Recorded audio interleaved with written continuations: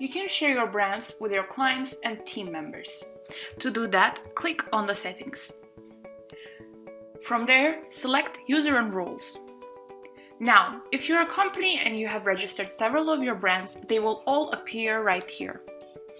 For now, there is only one registered brand, and we're going to share the access with that. Click on Share.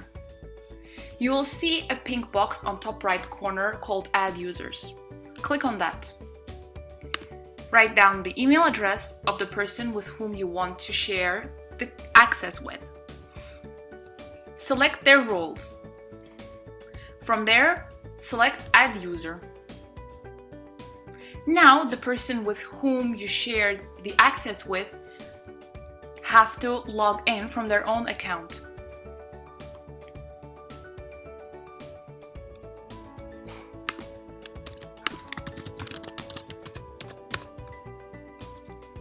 So now, once they log in, they will be able to see all the ongoing projects associated with that brand.